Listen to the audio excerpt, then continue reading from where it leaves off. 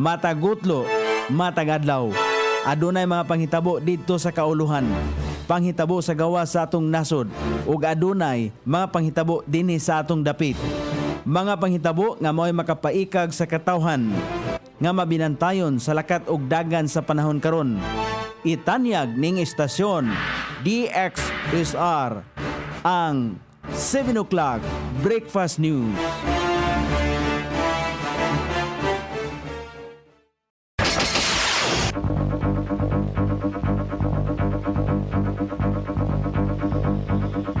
Higala, kumusta? May buntag Iligan, may buntag Mindanao, may buntag Pilipinas.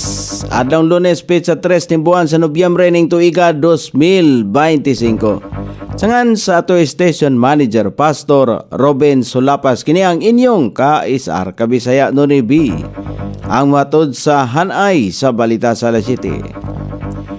O karon sa uluhang tudling sa atong mga balita, NCRPO nakaandam na alang sa Nobyembre 30 trillion piso March. Department of Energy nagpadangat og pasubo sa biktima sa sunog sa Pagbilao Power Station. Kapin sa 5.8 milyon ka mga pasahero gilaumang mudagsa sa airport sa Nobyembre ug Disyembre. Blow alert nakataas sa Cebu City tungod sa bagyong Tino. Sa gawa sa nasod King Charles III, gitangtangan og pribilehiyo si Prince Andrew. Balita sa kinabuhing Kristohanon, mga religious freedom advocates sa Africa giauhag ang mga kasimbahanan nga suportahan sila. Kini ang uluhang tudling sa atong mga balita nga dalit kanato ning istasyon. DXSR 106.7 sa inyong FM dial. Ang bugtong radyo sa dakbayan siligang nga nagsibiya sa balang kasulatan, pinasubay sa inspired and preserved. Not simply dictated, King James Version sa Anchor Broadcasting Corporation.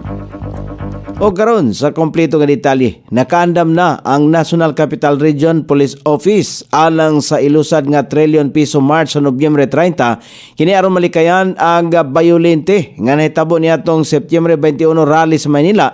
Sa usa ka pahayag gisulti ni Police Major Hazel Acelo, Chief sa NCRPO Public Information Office, nga ilahan ng pahugtan ang monitoring sa social media tungod kay nakita sumala pa ang dinhi kon sa social media nga dinhi giawhagan ang mga kabataan nga mosalmot sa mga protesta. Mahinumduman nga niadtong Setyembre 21 mokabat sa 216 ka mga tao ang naaresto, lakip ang 89 ka minor de edad. Human misalmot sa bayolente sa protesta batok sa lapad nga protesta sa anomalyang flood control project.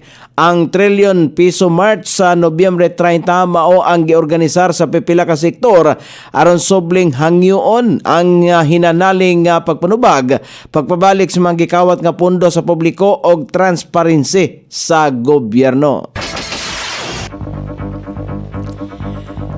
Nagpadangat o pagduyog sa pagbangutan ang Department of Energy sa pamilya sa usa ka namatay sa sunog nga nahitabo sa Unit 3 sa Pagbilao Power Station niadtong Biyernes sa gabi, Oktubre 31, kung asa natala usab ang siyam nga nasamdan nga mga trabahante. Sumala pa kang Department of Energy Secretary Sharon Garin.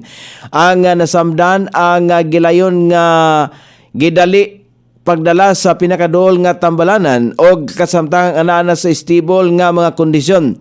Nahapsay na usab, sumala pa niya ang posibleng pagbalhin nini sa Metro Manila kung gikinahanglan alang sa uban pang medical nga atensyon. Gihangi usab sa Department of Energy ang Pagbilao Energy Corporation nga siguroong mahatagan og kompletong medikal nga atensyon og suporta ang mga naapektuhang mga trabahante. Gidayeg usab niya sa hinanaling pagtubag ang kompanya og gisiguro nga padayon ang koordinasyon sa mga pamilya, lokal nga mga otoridad og medical team. Gilauman sa Civil Aviation Authority of the Philippines nga kapin sa 5.8 milyon ka mga pasahero ang moagi sa mga tugpahanan sa tibok nasod karong Nobyembre o Desyembre dala sa kasamtangang pag-obserbar sa adlaw sa kalag o sa nagsingabot nga pagsaulog sa Pasko. Sumala pa kang Eric Apolonio, spokesperson sa CAAP, gilauman nga mas taas ang ihap sa mga pasahero karong tuiga kumpara sa nakalabay tuig nga mokabat lamang sa 4.8 milyon. Samtang gikataho sa ahinsya nga walay mga insidente nga nataho sa mga tugpahanan kalabot sa pag-obserbar sa mga kalag karong tuiga 2025. Gitambagan usab sa CAAP ang publiko nga magbalon og pasensya tungod sa gilaumang mamahimong mas daghan ang mga pasahero labaw na sa mga nagbalik gikan sa probinsya. Gihatagan og katinawan usab ni Apolonio ang kamahinungdanon sa pagkahimong mabinantayon o ang paglikay sa mga yaga-yaga o mga pasiaw o komedya may tungod sa bomb threat aron na dili makadugang o kalangan sa mga operasyon sa mga tugpahanan.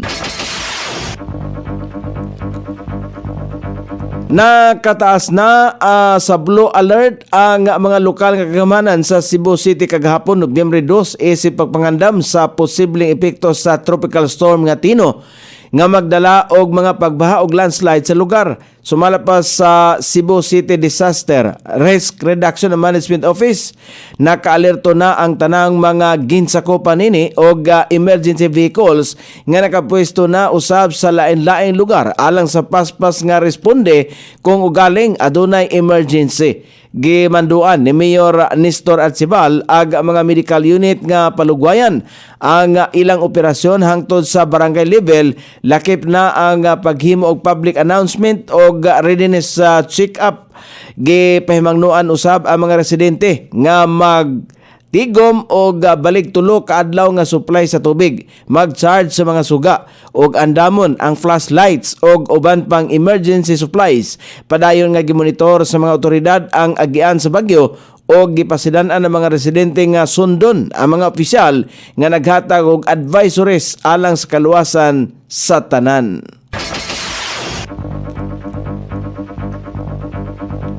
O karon sa balita sa gawas sa nasod, gipatuman ni Charles III ang hari sa United Kingdom nga tangtangon ang mga pribilehiyo o responsibilidad ni Prince Andrew isip usa ka prinsipe sa nasod.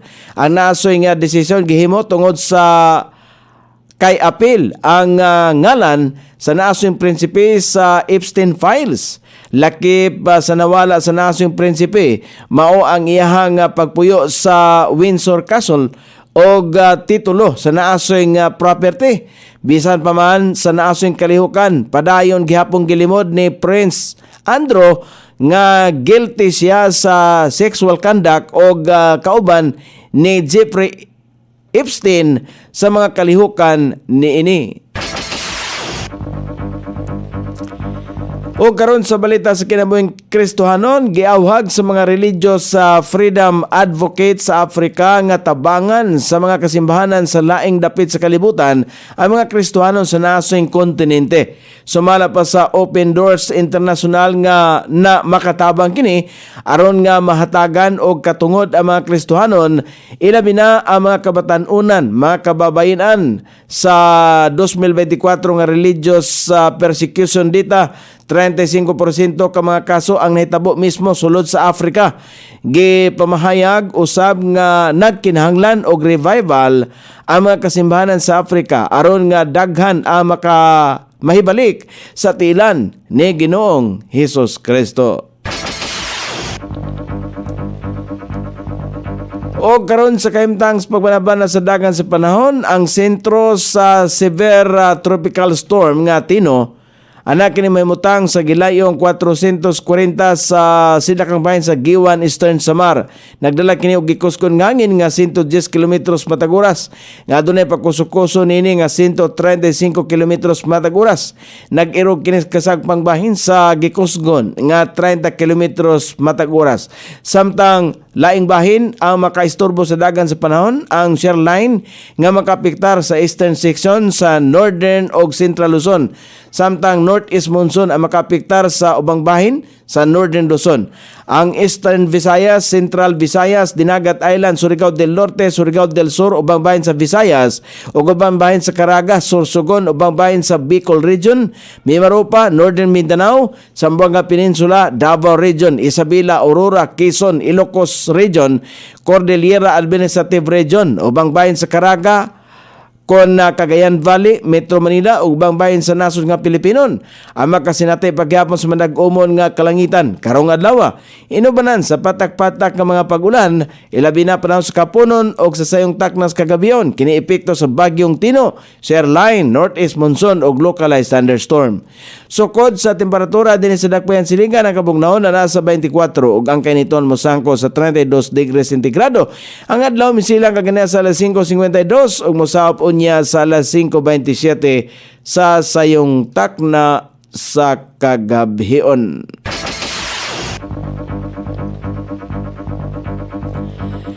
Inyong nabati ang kinatibuk ang hanay sa balita sa alas 7 nga dalit kanato ning istasyon. DXSR 106.7 sa inyong FM dial. Ang bugtong radyo sa dakbayan siligan nga nagsibya sa balang kasulatan, pinasubay sa inspired and preserved. Not simply dictated, King James Version sa Anchor Broadcasting Corporation. Sangan sa tigsuat sa atong balitang international ug sa kinabuhing Kristohanon, Pitjan. Sa ato station manager Pastor Robin Sulapas. Kini ang inyong ka-SR Kabisaya. Nonay B, magpasalamat ug moingon, mayong buntag, Iligan.